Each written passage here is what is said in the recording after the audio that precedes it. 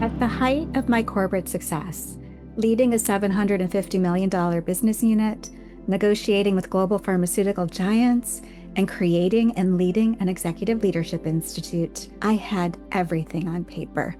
Everything. Yet, I felt completely empty inside. What I discovered next didn't just change my life, it transformed Fortune 500 CEOs worldwide. You see, I was the chief relationship officer for 250 CEOs. A Harvard Business Review blog featured my work. The New York Times, Wall Street Journal, Forbes, they all recognized what I built. But here's what they didn't see: this spiritual yearning that success couldn't touch. While others saw achievement, I felt trapped in limitations.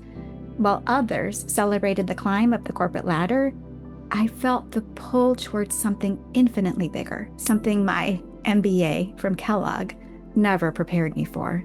The moment I realized I was living someone else's definition of success, well, that's when everything shattered. I could negotiate multi-million-dollar deals, but I couldn't negotiate peace with my own soul. I was leading others to their dreams while my own spirit was withering. The crisis came not as failure, but as the recognition that perfect success felt like perfect emptiness. And what I discovered next shattered every assumption I had about leadership, about power, about purpose itself. There was a realm beyond self-mastery, beyond the ice baths and the 100-mile runs, beyond the peak performance strategies that everyone preaches. I discovered what I now call divine mastery, the place where fewer than 1% of humanity currently reaches, where corporate excellence meets spiritual awakening, where business mastery becomes soul-level leadership.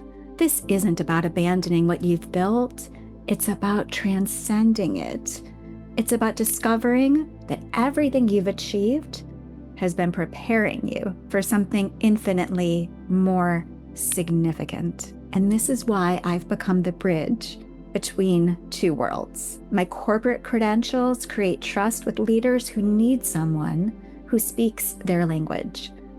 My spiritual mastery reveals what they've been seeking without knowing it.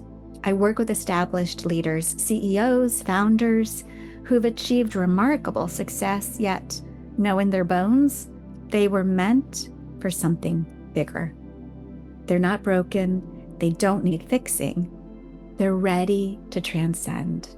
One CEO told me, "Lisa, I built a multi-million-dollar business, but you helped me discover why I was put on earth." And that's the difference between achievement and divine purpose. If you're watching this and something inside you recognizes this journey, if you've achieved remarkable success, yet you know you're called for something infinitely bigger, then you are one of the rare few ready for what I call your life quest. The question isn't whether you're successful. The question is, are you ready to discover why you were chosen for this lifetime? In my next video, I'll reveal the profound difference between standard spiritual work and the transformational journey that awaits those called to divine mastery. Your awakening and your life quest has already begun.